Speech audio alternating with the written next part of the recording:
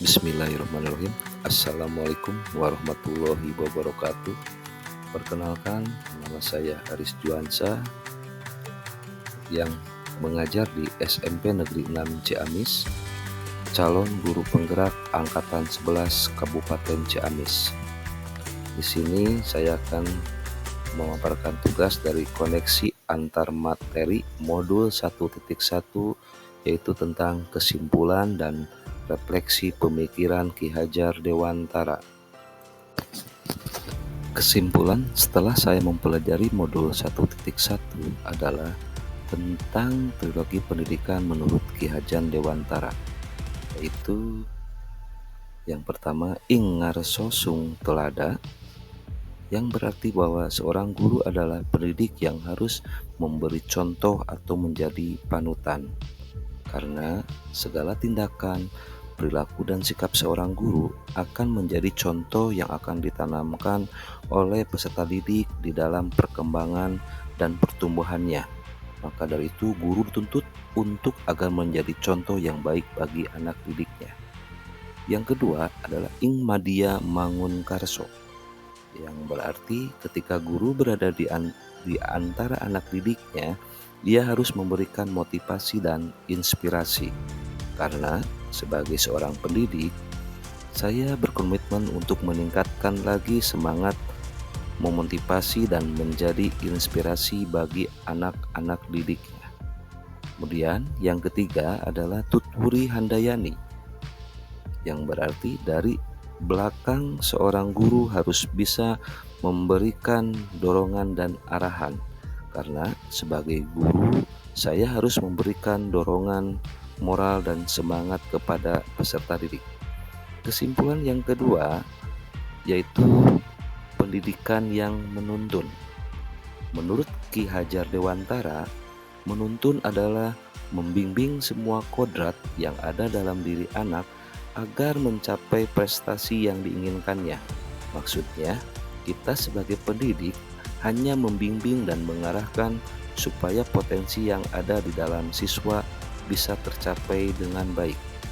Dan kesimpulan yang ketiga adalah membangun karakter siswa sesuai kodrat alam dan kodrat zaman, yang berarti kita sebagai pendidik dalam proses pembelajaran harus bisa menyesuaikan dengan keadaan alam dan zaman, tidak bisa menyamaratakan, karena dengan keadaan alam dan zaman dan lingkungan yang berbeda.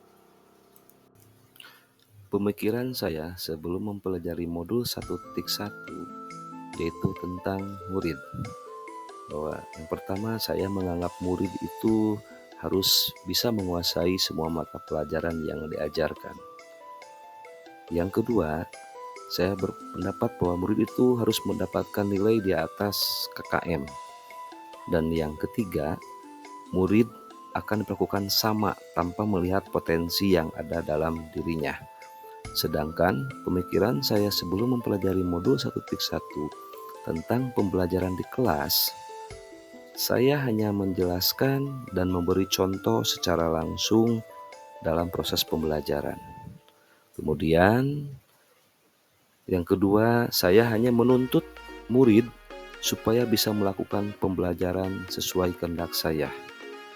Dan yang ketiga, saya hanya melihat hasil akhir, bukan proses pembelajaran. Perubahan saya setelah mempelajari modul 1.1 adalah yang pertama, saya akan mulai menerapkan pembelajaran yang berpusat kepada murid. Kemudian yang kedua, saya harus bisa berpihak kepada kebutuhan dan mencintai penuh dengan kasih sayang, atau dengan kata lain menghamba kepada murid. Dan yang ketiga, saya harus bisa menuntun murid saya dengan potensi yang dimilikinya. Dan yang keempat, dalam proses pembelajaran saya harus menciptakan pembelajaran yang menyenangkan. Pemikiran Ki Hajar Dewantara yang akan saya terapkan dalam pembelajaran, yang pertama adalah mengidentifikasi kebutuhan siswa agar saya tahu apa yang dibutuhkan oleh siswa saya.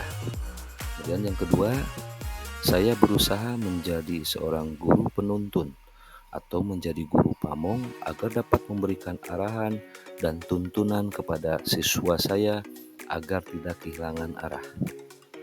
Ketiga, saya akan merancang pembelajaran yang menyenangkan supaya siswa nyaman dalam proses pembelajaran. Dan yang keempat, saya akan membuat proses pembelajaran di mana siswa berperan aktif dalam proses pembelajaran. Dengan kata lain, pendidikan berpusat pada murid. Demikian kesimpulan dan refleksi terhadap pemikiran Ki Hajar Dewantara yang bisa saya sampaikan. Mudah-mudahan video ini bisa bermanfaat pada orang lain. Terima kasih. Wassalamualaikum warahmatullahi wabarakatuh.